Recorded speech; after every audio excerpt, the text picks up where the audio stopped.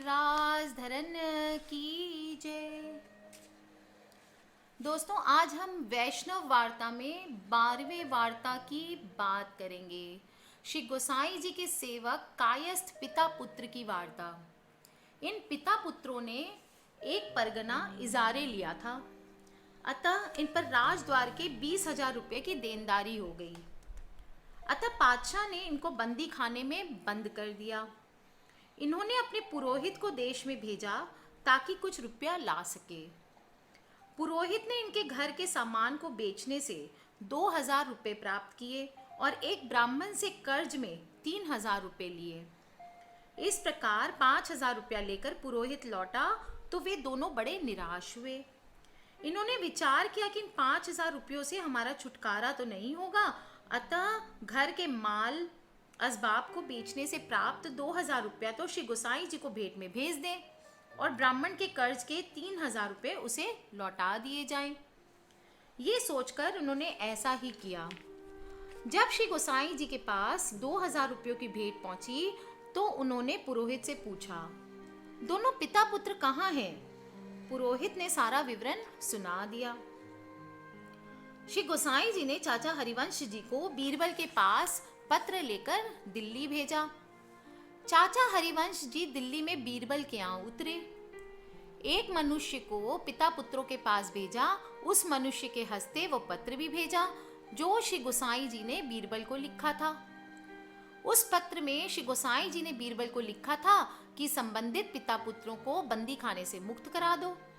ये राज्य के 20,000 रुपये चुकाएंगे। मैं इनकी जमानत देता हूँ। पिता पुत्रों ने पत्र को पढ़ा और श्री गोसाई जी की जमानत वाले पत्र को छुपा लिया। उन्होंने उस व्यक्ति से कहा कि यह पत्र पुनः मत ले आओ। चाचा हरिवंश जी पूछे तो उनसे कह देना कि पत्र तो खो गया। उस मनुष्य ने ऐसा ही किया। चाचा हरिवंश ने मन में कहा, कोई बात नहीं है, श्री गोसाई जी के आशीर्वाद से बिना पत्र के ही कार्य सिद्ध होगा। चाचा जी ने बीरबल से कहा, कायस्थ पिता पुत्रों के 20,000 की जमानत श्री गोसाई जी हैं, अतः उन दोनों को बंदी खाने से मुक्त करा दो। तो बीरबल ने कहा, मेरे पास जो कुछ भी है वह सब श्री गोसाई जी की कृपा से है, अतः उनके 20,000 रुपये की जामीन मैं स्वयं बनूंगा। यह कहकर बीरबल ने बादशाह से कहकर उन दोनों को मुक्त करा दिया। वे दोनों मुक्त होकर परगने में चले गए। उन्होंने रुपया कमाकर उन्हें अदा कर दिए। ये दोनों बाप बेटा श्री गोसाई जी के ऐसे कृपा पात्र थे जिनने बंदी खाने में रहना स्वीकार किया लेकिन धर्म नहीं छोड़ा। वार्ता संपूर्ण होती है। दोस्तों, बोलिए गिरिराज धरन की जय, महाप्रभु जी महाराज की जय, जमने महारानी की जय, द्वारकाधीश की, गिरिराज धरन की जय। श्री गोसाई जी के सेवक कृष्णदास की वार्ता। कृष्णदास एक मलेच्छ शासक के क्षेत्र में अधिकारी थे। जो भी वैष्णव आता था उसको व्यापार के लिए रुपया उधार देते और उससे खत लिखवा लेते। इस प्रकार उनसे वो व्यापार कराते थे। इस प्रकार के व्यवहार से 30,000 रुपया शेष रह गए। अतः मलेच्छ ने कृष्णदास को बंदी खाने में रख दिया।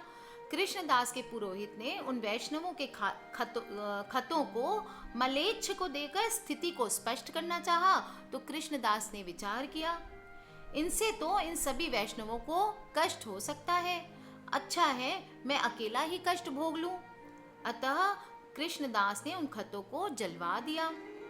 मलेच्छ शासक के यहाँ कृष्णदास की पेशी हुई। उसने पूछा, तुम्हारे पास किसी को रुपये देने की बाकियत हो तो बताओ। कृष्णदास ने कहा, हमारे पास कुछ भी बाकियत नहीं है। मलेच्छ तो संपूर्ण स्थिति की जानकारी हो चुकी थी, इसलिए मलेच्छ ने कृष्णदास को सिरोपा देकर परगने में भेज दिया ताकि वहां से रुपया प्राप्त करके क्षतिपूर्ति की जा सके। कृष्णदास ने धीरे धीरे सब रुपए चुका दिए। वे कृष्णदास ऐसे कृपा पात्र भक्त थे जिन्होंने स्वयं को बंदी खाने में डाला जाने पर भी वैष्णवों को कष्ट नहीं होने दिया। इस सत्वगुण के प्रभाव से मलेच्छ की बुद्धि को प्रभु ने परिवर्तित कर दिया। वार्ता संपूर्ण होती है। बोलिए गिरिराज धरन की जय, जमनी महारानी की जय, द्वारकाधीश की जय, महाप्रभु जी महाराज की जय। 14th वार्ता स्टार्ट करते हैं दोस्तों। वैष्णव वार्ता 14। श्री गोसाई जी के सेवक गोपाल दास सेगल क्षत्रिय की वार्ता। गोपाल दास नंद गांव में रहा करते थे। एक दिन श्री गोसाई जी नंद गांव में पधारे तो गोपाल दास ने उन्हें अपने घर ठहराया। घर में जो कुछ भी था सर्वस्व समर्पण कर दिया। इसके बाद वे एक मलेच्छ की नौकरी करने लग गए। गोपाल दास वैष्णवों की सेवा में म्लेच्छ का धन खर्च कर देते थे। लोगों ने म्लेच्छ को चुगली करके गोपाल दास को नौकरी से हटवाना चाहा, लेकिन म्लेच्छ ने लोगों से कहा, इसके भाग्य से ही मेरा द्रव्य दिनों दिन बढ़ रहा है। ये सांसारिक भोगों में खर्च न करके परमार्थ में खर्च करता है, अतः इसे नौकरी से हटाना संभव नहीं है। सो वे गोपाल दास ऐसे कृपा पात्र थे जिनके संग से म्लेच्छ की बुद्धि भी निर्मल हो गई। बोलिए गिरिराज धरन की जय। 15वीं वार्ता है श्री गोसाई जी के सेवक हरिदास बनिया की वार्ता। हरिदास बनिया मेड़ता ग्राम में रहता था। उस गांव में वो अकेला वैष्णव था। वहां का राजा जयमल स्मार्त था, अतः वह स्मार्तों की एकादशी एक दिन पूर्व ही की करता था। जयमल राजा की बहन का घर हरिदास के सामने था। एक दिन श्री गोसाई जी हरिदास के घर पधारे तो गवाक्ष बारी में से जयमल की बहन ने उनके दर्शन किए और पत्र के द्वारा उनसे सेवक करने की प्रार्थना की, क्योंकि पर्दे में रहने के कारण वो उनके सामने प्रत्यक्ष नहीं आ सकी। श्री गोसाई जी ने उसकी प्रार्थना को स्वीकार कर लिया और उसे सेवक बना लिया। एक दिन जयमल ने ऐसा हुक्म किया कि जो भी वैष्णव एकादशी दूसरे दिन करेगा उसको दंड दिया जाएगा। हलकारे ने जयमल को खबर सुनाई कि जयमल ने दूसरे दिन एकादशी की है। जयमल ने हरिदास को बुलाया और पूछा, हरिया, तूने दूसरे दिन एकादशी क्यों की है? हरिदास ने कहा, अरे जयमल्ला, हमारी खुशी। जयमल को बड़ा क्रोध हुआ। वो क्रोधावेश में तलवार खींचकर हरिदास के पीछे दौड़ा।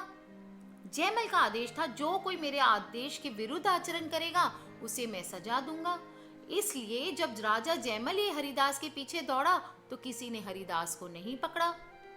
जयमल को तलवार खींचकर अपने पीछे आता देखकर हरिदास जयमल की बहन के घर में घुस गया। जयमल जब तलवार खींचे हुए उसके पीछे ही बहन के घर में घुसा तो उसकी बहन ने कहा, जयमल तू मेरा छोटा भाई है और हरिदास बड़ा भाई है और वैष्णव है। वैष्णव को मारेगा तो बाप दादा नरक में जाएंगे। जयमल की बहन ने वैष्णव महात्म के श्लोक सुनाए। जयमल शास्त्र के ज्ञाता थे। अपनी बहन के मुख से सारी बात सुनकर बोले, तुमने इस शास्त्र का अभ्यास कहाँ से किया? तब बाई ने कहा, मेरे बड़े भाई हरिदास से सीखा है। जयमल ने कहा, ये तुम्हारा बड़ा भाई कैसे है? बाई ने कहा, ये श्री गोसाई जी के सेवक हमसे पहले हुए, इसलिए ये मेरे बड़े भाई हैं। मेरे लिए ये प्राणों से भी अधिक प्रिय हैं। जयमल ने पूछा, क्या यह तेरे यहाँ नित्य आता है? बाई ने कहा, यह प्रतिदिन भगवत सेवा करने आता है। तू तलवार नीचे रख दे और भगवत स्वरूप के दर्शन कर ले। श्री ठाकुर जी के सम्मुख तलवार नहीं आती है। बाई ने जयमल जी का हाथ पकड़कर तलवार नीचे रखवा दी और श्री ठाकुर जी के सम्मुख ले गई। श्री ठाकुर जी के दर्शन करने मात्र से उसका क्रोध शांत हो गया, बुद्धि निर्मल हो गई। जैसे सूर्य के उदय होने से कमल प्रफुल्लित होता है, वैसे ही जयमल जी का हृदय कमल प्रफुल्लित हो गया और कहने लगा कि हरिदास जी, हमसे अपराध हुआ है, क्षमा कराओ, हमें भी वैष्णव कराओ। बाई ने जयमल जी को स्नान कराया और हरिदास जी के पास से उनका अपराध क्षमा कराकर उन्हें अपने ही घर पर महाप्रसाद दिलवाया। संयोग से इसी बीच द्वारका से श्री गोसाई जी मेहता पधारे और हरिदास के घर सूचना आई। यह सुनकर हरिदास जयमल जी को साथ लेकर श्री गोसाई जी के दर्शन करने को गए। जयमल जी को वहां वैष्णव कराया। इसके बाद तो जयमल जी का सारा परिवार वैष्णव हो गया। सभी लोगों को बड़ा आश्चर्य हुआ कि जयमल तो हरिदास को मारने के लिए गया था, वैष्णव होकर अपने घर लौटा है। हरिदास ऐसे नियम के वैष्णव थे जो जयमल जी से डरे नहीं, उनके सामने उत्तर दिया। हरिदास की एक बेटी थी। हरिदास ने अपने पुरोहित से कहा कि इसकी सगाई कराओ। पुरोहित ने एक जैन धर्मी को अधिक अधिक धनाढ़ जानकर धन के लोभ में उसके साथ सगाई कर दी। हरिदास ने सुना तो कुछ बोले नहीं, यही कहा तुम धन और बेटी को ले आओ और विवाह भी कराओ। पुरोहित ने हरिदास से धन लेकर विवाह कर दिया, बेटी को पर भारे ही विदा कर दिया, लेकिन जैन धर्मी का मुख नहीं देखा। सो हरिदास ऐसे भगवतीय थे कि लोक निंदा तो सहन कर ली, लेकिन पुरोहित का सम्मान रखा और विधर्मी का मुख नहीं देखा। 16वीं वार्ता स्टार्ट करते हैं। बोलिए गिरिराज धरन की जय।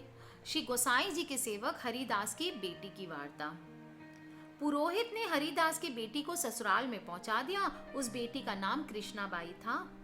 उसने ससुराल के अनाचार को देखकर अन्न जल लेना छोड़ दिया। उसने अन्न जल त्याग कर देह त्यागने का दृढ़ निश्चय कर लिया। जब 3 दिन तक कृष्णाबाई ने अन्न जल ग्रहण नहीं किया तो उसकी सास को बहुत दया आई। वह स्वभाव से दया युक्त थी। उसने कृष्णा से पूछा, तू कुछ खाती क्यों नहीं है? उसने कहा, मैं तो अपने हाथ से रसोई करके कुछ खा सकती हूँ, दूसरों के हाथ से तो जल भी नहीं लूंगी। उसकी सास ने कहा, तू अपने हाथ से जल भर ला और रसोई कर। उसके लिए आवश्यक सामान सास ने मंगवा दिया। कृष्णाबाई ने रसोई करके भोग रखा और भोग सराकर एक पत्तल पर अपने लिए प्रसाद की रखकर संपूर्ण महाप्रसाद उनको उठाकर दे दिया। कृष्णाबाई के हाथ से बना हुआ श्री ठाकुर जी का यह प्रसाद लेने मात्र से उन सब की बुद्धि निर्मल हो गई। सभी लोग उस कृष्णाबाई की सराहना करने लग गए। कृष्णा प्रतिदिन गांव के बाहर कुएं पर जल लेने जाती। कुएं पर कृष्णाबाई की एक वैष्णव से भेंट हुई। उसने कृष्णाबाई से उसका परिचय पूछा। उसे ज्ञात हुआ कि कृष्णाबाई तो हरिदास जी की बेटी है, अतः वह प्रतिदिन कृष्णाबाई को भागवत स्मरण कराते। कृष्णाबाई बिना भगवत स्मरण किए प्रसाद ग्रहण नहीं करती थी। जिस दिन वह वैष्णव कुएं पर नहीं मिलते थे, वो उनके घर जाकर भगवत स्मरण करके आती थी। क्योंकि श्री महाप्रभु जी ने नवरत्न ग्रंथ में आज्ञा की है, निवेदनम तु स्मर्तव्यम सर्वथा तादृश्य जने, इसलिए बिना भगवत स्मरण किए प्रसाद नहीं लेती थी। एक बार वे वैष्णव किसी अन्य गांव में गए थे, सो वहां से 3 दिन में लौट कर आए। उस कृष्णा ने 3 दिन तक प्रसाद नहीं लिया। कृष्णा की सास ने कहा, तू प्रसाद की पत्तल नित्य गाय को क्यों दे आती है, प्रसाद क्यों नहीं लेती है? उस कृष्णा ने कहा, मेरे एक गुरु भाई मुझे प्रतिदिन कुएं पर मिलता था, मुझे भगवत स्मरण कराता था। उसके वहां न मिलने पर मैं उसके घर जाकर भगवत स्मरण कराती थी, लेकिन विगत 3 दिन से वह नहीं मिल रहा है। बिना भगवत स्मरण किए मैं महाप्रसाद नहीं लेती हूँ। उसकी सास कृष्णा की सत्य बात सुनकर बहुत प्रसन्न हुई। वह बोली, मैं तेरे साथ चलती हूँ, तू मुझे उसका घर दिखा दे। वह अपनी सास को उस वैष्णव के घर ले गई। वह वैष्णव उसी दिन प्रवास से लौटा था। उसने उस वैष्णव से भगवत स्मरण किया। कृष्णा की सास ने उस वैष्णव से हाथ जोड़कर प्रार्थना की, तुम कृपा करके हमारे घर प्रतिदिन आकर इसे भगवत स्मरण करा दिया कीजिए। यह भगवत स्मरण नहीं होने से 3 दिन से भूखी है। इसे भगवत स्मरण कराते रहना, पर आपका कराते रहेंगे तो आपका बहुत उपकार होगा। उस वैष्णव ने नित्य आने की स्वीकृति प्रदान कर दी। वह वैष्णव प्रतिदिन कृष्णा के घर जाकर भगवत स्मरण कराने लगा। कृष्णा के समस्त परिवारजन उस वैष्णव से परिचित हो गए। उस वैष्णव ने कृष्णा के परिवारजनों ने कहा, तुम्हारा धर्म हमें भी समझाओ ताकि हम सब भी वैष्णव हो जाएं। उस वैष्णव ने कहा, हमारे धर्म में तो श्री गोसाई जी के सेवक होने का विधान है। कृष्णा की सास ने कहा, श्री गोसाई जी कहाँ रहते हैं? वे यहाँ कैसे आ सकते हैं? उन्हें यहाँ बुलवा लो, जो खर्चा होगा सो हम करेंगे। उनकी बात की दृढ़ता देखकर उस वैष्णव ने एक पत्र लिखकर एक संदेश वाहक को श्री गोसाई जी के पास भेजा और उनसे साथ ही आने की प्रार्थना पत्र में की गई। पत्र पढ़ते ही श्री गोसाई जी उस कासिद पत्रवाहक के साथ ही पधार गए। कृष्णा के सभी परिवारीजन श्री गोसाई जी के सेवक हो गए। उस गांव के धनी सेठ भी श्री गोसाई जी के सेवक हुए। वह हरिदास की बेटी श्री गोसाई जी की ऐसी कृपा पात्र थी कि उसके साथ से सब गांव वैष्णव हो गया। बोलिए गिरिराज धरन की जय, श्री गोसाई जी की जय। श्री गोसाई जी वहां से श्री द्वारका पधारे। एक दिन कृष्णा की सास ने रसोई की, सो कृष्णा को बहुत संताप हुआ। उसने सोचा यदि सासू जी रसोई करने लग गई तो मेरे लिए बहुत ताप रहेगा। श्री ठाकुर जी मुझे रसोई करना सिखाते थे, वह अपनी रुचि के पदार्थ बनवाते थे, बाल भाव जनाते थे, बस सुख मुझे नहीं मिल पाएगा। यह विचार करके बहुत विप्रयोग करने लगी। श्री ठाकुर जी उसके संताप को नहीं सह सके, अतः श्री ठाकुर जी ने कृष्णा की सास को स्वप्न में कहा, मुझे तो कृष्णा की हाथ की रसोई रुचिकर लगती है, अतः तुम अन्य कोई सेवा स्वीकार करो। कृष्णा की सास ने स्वप्न के अनुसार ही कृष्णा से कहा, रसोई की सेवा तुम करो, मैं कोई अन्य सेवा करूंगी। श्री ठाकुर जी ने श्री गोसाई जी को भी बताया कि कृष्णा को कहें वह रसोई की सेवा स्वयं करे। श्री गोसाई जी जब द्वारका से लौटकर कृष्णा के गांव में गए तो कृष्णा श्री गोसाई जी के दर्शन करने के लिए आई। श्री गोसाई जी ने कृष्णा से कहा, तुम्हारे हाथ की रसोई श्री ठाकुर जी को अच्छी लगती है, अतः सबसे पहले श्री ठाकुर जी की सेवा करो, उनकी सेवा के बाद ही यहाँ दर्शन करने आया करो। प्रभु को श्रम ही हो ऐसा कार्य कभी नहीं करना चाहिए। दास का यही मुख्य धर्म है। उस दिन से कृष्णाबाई रसोई की सेवा अपने आप ही करती थी। वो कृष्णाबाई ऐसी कृपा पात्र थी। वार्ता संपूर्ण होती है। बोलिए गिरिराज धरन की जय। 17वीं वार्ता श्री गोसाई जी के सेवक अली खान पठान की वार्ता। अली खान पठान ने पृथ्वीपति बादशाह से तवीसा की हुकूमत प्राप्त की और वे महावन में आकर रहे। वे प्रतिदिन श्री गोसाई जी के पास कथा सुनने के लिए आते थे। एक दिन उन्होंने कथा में सुना, वृक्षे वृक्षे वेणुधारी पत्रे पत्रे चतुर्भुजा यत्र वृंदावनम तत्र लक्षा लक्ष्य कथा कुत। यह श्लोक सुनकर उसने डोंडी पिटवाई कि ब्रज के लता वृक्षों के पत्ते कोई भी नहीं तोड़ेगा, यदि तोड़ेगा तो वह दंड का भागी होगा। एक दिन तेली तेल लाद कर जा रहा था। उसने एक वृक्ष से डाली तोड़ ली तो अली खान ने उसका सारा तेल उस वृक्ष में डलवा दिया। तब तो सभी लोग भयभीत हो गए। ब्रज वन लताओं का कोई पत्ता भी नहीं तोड़ता था। विधर्मी भी ब्रज की वन लताओं का ऐसा सम्मान करते थे। श्री गोसाई जी की कथा और श्लोकों में ऐसा सच्चा भाव रखते थे। एक दिन एक चोर को पकड़कर अली खान के सम्मुख पेश किया गया। अली खान ने चोर से चोरी के बारे में पूछा तो चोर ने कहा, हुजूर, ताते तेल में हाथ डालने को तैयार हूँ। मेरी बात की सच्चाई से ताता तेल ठंडा हो जाए ना तो मेरी बात को सच मानना। अली खान ने कहा, जो परमेश्वर सत्य को सिद्ध करने के लिए गर्म तेल को ठंडा कर सकता है, वही परमात्मा असत्य बोलने वाले के लिए शीतल तेल को गर्म भी कर सकता है। अतः तू शीतल तेल में हाथ डालकर ही सत्य बोल। यदि तेरी बात झूठी होगी तो परमात्मा ठंडे तेल में गर्मी पैदा कर देगा। ठंडा तेल मंगाया गया। उसने हाथ डालकर चोर ने अपनी बात को दोहराना शुरू किया। बात पूरी होते होते उसके हाथ गर्मी से जलने लगे। वे अली खान परमेश्वर के प्रति ऐसे आस्थावान थे। अली खान के पास एक बहुत सुंदर घोड़ा था जो एक घड़ी में 6 कोस चलता था। उस घोड़े को देखकर श्री गोसाई जी ने उस घोड़े की बहुत सराहना की। अली खान ने उस घोड़े को श्री गोसाई जी के पास भेज दिया। श्री गोसाई जी ने घोड़े को स्वीकार नहीं किया।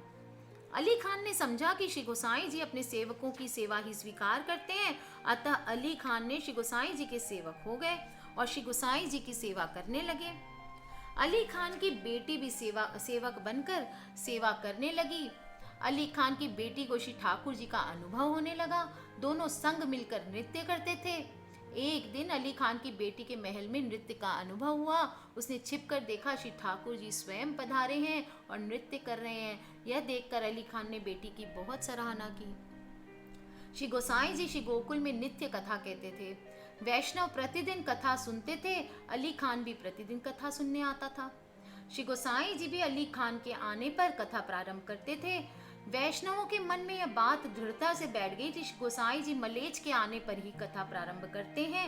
वैष्णवों के मन की बात समझकर श्री गोसाई जी ने वैष्णवों से कथा प्रारंभ करने से पहले पूछा, कल के कथा प्रसंग से संबंधित कथा कहनी है, अतः संदर्भ के लिए कोई भी वैष्णव कल के कथा प्रसंग को दोहराने का प्रयास करे। कोई भी वैष्णव नहीं बता सका। अली खान ने हाथ जोड़कर विनती की कि मैं प्रसंग को दोहरा सकता हूँ आपकी आज्ञा होने पर। श्री गोसाई